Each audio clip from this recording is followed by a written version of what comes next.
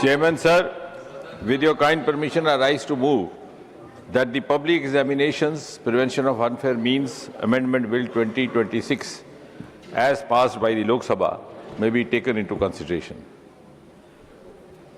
Sir, this bill, as all of us know, has been passed by the lower house. 10 hours of discussion time was allotted over there. Discussion did take place, notwithstanding frequent interruptions, and notwithstanding the fact that the entire reply was made in the din. Now the bill has come to the upper house, the House of Elders, in other words, the House of Seniors, the House of Wiser, the House of Maturer. And therefore, my humble request would be that the bill may be received and responded to with the same spirit as it is being brought. The Amendment Bill 2026 is in a way an extension of the 2024 Prevention of Unfair Means Bill, which is now an act. The earlier bill and the present amendment are the first of its kind in the history of independent India, and directly inspired by the deep sense of sensitivity and concern that Prime Minister Modi ji has time and again expressed for the student and youth of this country.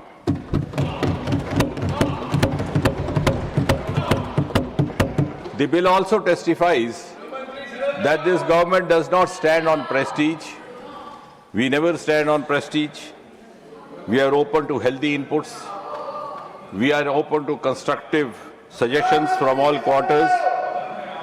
And that is exactly the reason why, in the wake of the recent sequence of events, Prime Minister Modi ji lost no time to declare that nobody will be allowed to jeopardize the future of our children, and also announced the resolve of zero tolerance to paper leak.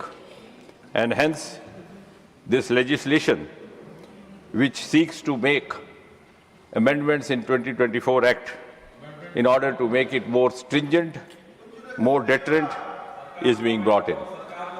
My humble request to all the elders in the House is that please help us implement this legislation effectively. And if there are any suggestions for improvement, I'll be taking note of it. I know by now most of the content of the bill is known to you. It has also been extensively reported in the media. Nevertheless, for a quick recall, I may state that this bill is a reaffirmation of the government's highest commitment to safeguard the welfare of the students and youth of this country. Paper leak is an issue at a malaise which has confronted this nation and has been reported from different parts of the country, regardless of whichever the party in power, regardless of whichever the state or the union territory. The list is very long, but if you go through, you will understand how assorted it is, hardly leaving any state or any party untouched. Some of the infamous paper leaks extensively reported in the media and talked about include the 2009 Railway Recruitment Board, 2011 All India Engineering Entrance Examination, 2012 AIMS Delhi Entrance Leak, 2013 Maharashtra Higher Secondary Certificate Leak, 2010 B.Ed Entrance Examination, 2014. Yes, I am coming to that. I am coming to that. Yes. Coming to. I will come up to 26. I am going to come up to 26. Let the minister speak, please. I said I will come up to 26. UP 2010 B.Ed entrance examination, UP 2014 combined pre-medical examination, UP 2015 Uttar Pradesh Provincial Service Leak, Tamil Nadu 2012 Tamil Nadu Public Service, West Bengal 2009 joint entrance exam, Rajasthan 2018 Police Constable recruitment scam, 2019 Rajasthan Librarian Grade 3 scam, 2020 Rajasthan Junior Engineer, 2021 Rajasthan Eligibility Examination, 2021 SI Recruitment Exam, 2022 RPSC School Lecturer, 2022 Police Constable, 2022 Senior Teacher Grade 2 Examination, same year RPSC Public Service Commission, 2023 Rajasthan REET exam, 2019 Odisha Teachers Eligibility Test, 2023 Odisha Staff Selection Examination, 2016 Karnataka UC, and very recently Jharkhand Public Service Commission, irregularities in combined service. Now the suggestion is to come to the current, yes. So 2026, current year, Punjab Pharmacy Officer Recruitment Scam. So this is latest. Please. And even more recent, Karnataka Veterinary Officers leakage.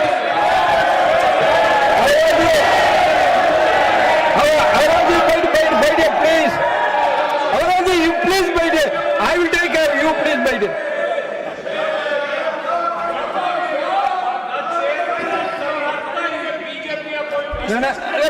Please. Nothing will go on record except the minister's speech. So, I'm glad that I'm glad the enthusiastic response from the opposition is a testimony to the fact that you have acknowledged what I have said. And therefore, you would also acknowledge the justification behind bringing the 2024 bill and the amendment today. Broadly speaking, Chairman Sir, in this country we have 4 main recruitment agencies, namely the UPSC, the Staff Selection Commission, the Railway Recruitment Board, and the Institute of Banking Personnel. And for admission to higher educations, now you have National Testing Agency. And my next sentence is again going to excite some of the honorable members on the other side. The irony is that the first time the suggestion for setting up a national agency came way back in 1992, almost 33 years back. It was a Congress government at the center. A series of committees were formed. And in UPA 2 in 2010, again a very strong suggestion from one of the committees set up by them came to set up a national testing agency. I'm sure they will appreciate and be grateful and thank Prime Minister Modi that the unfinished task and unfinished agenda left by UPA is being completed and brought to conclusion by the NDA.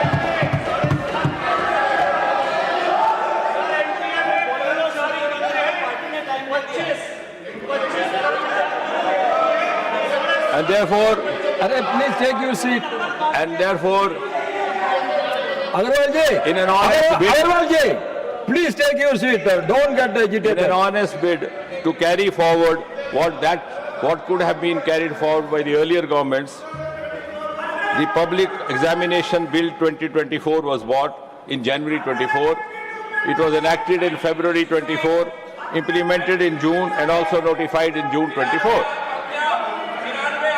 The bill's main objectives at that time were to give greater transparency. Honorable member, please take your seat. Yes, that is precisely the reason you didn't bring the bill. Because you go back to your seat, please. The bill sought to bring greater transparency, greater credibility. And I'm not saying this. There is a strong opinion in this country that this agency was not brought in because there were certain vested interests involved, and which were not compatible with transparency.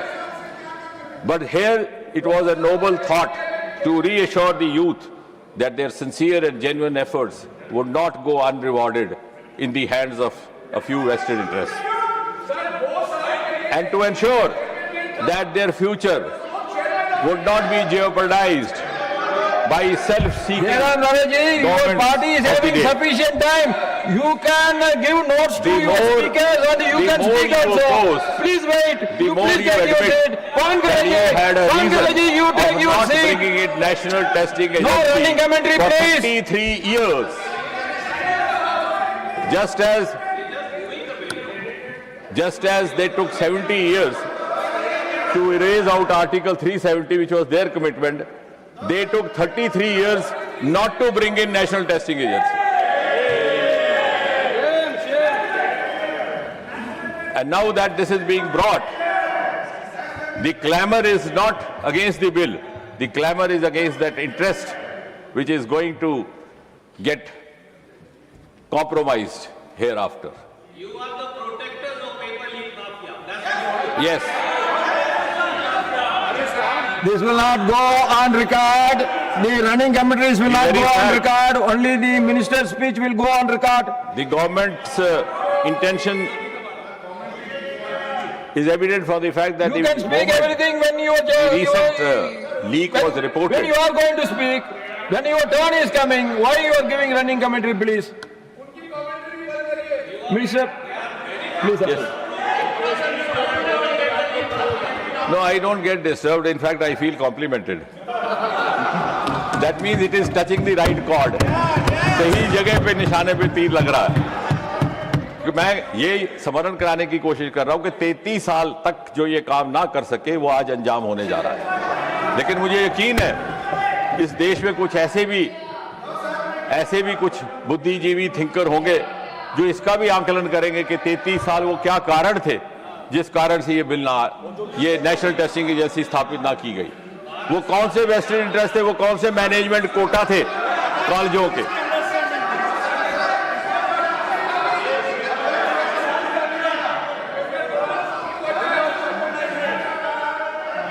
And as far as the recent case is concerned, immediately it was handed over to the CBI. It is being followed as per the prevention of unfair means. And day 4 yesterday, the charge sheet was filed. And I'm glad to share that from yesterday, the trial has begun. As per this new law, the investigation will be complete in 2 months, followed by trial in 3 months, 5 mahine. We did not allow indefinitely running trials, which was happening in the earlier governments. अगर कहीं मजबूरी में कोई case दायर करना भी पड़ता तो it was more of an exit route or face saving, with the firm belief that you will never come to the conclusion.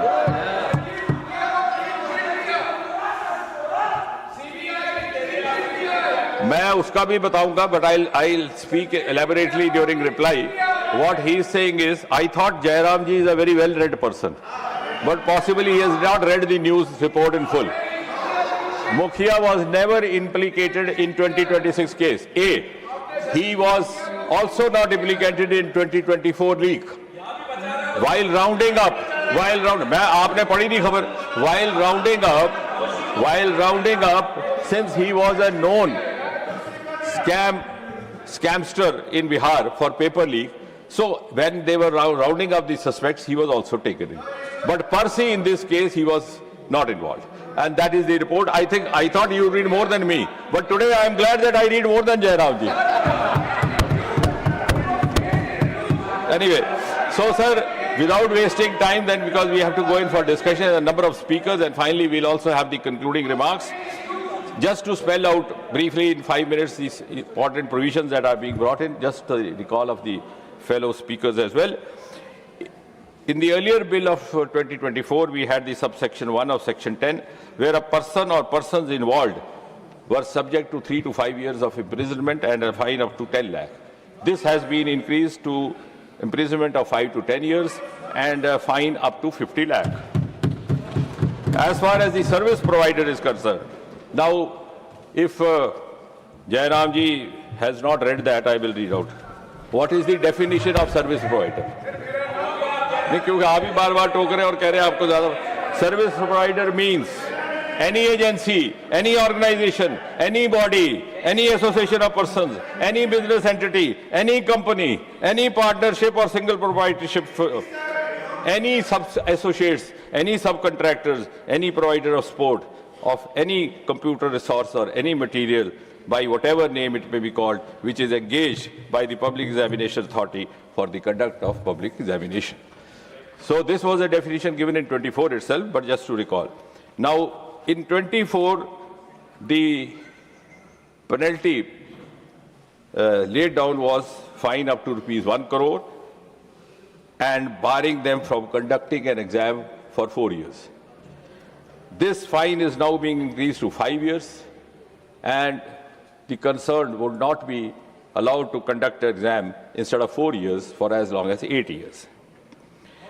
Subsection 3 of Section 10, Director or Senior Management in connivance. Imprisonment earlier was 3 to 10 years in 24, now it is being increased to 5 to 10 years. Fine was up to 1 crore, it is now being increased to 5 crore. And organized crime, the mafias, which sometimes prompt us to oppose the bill.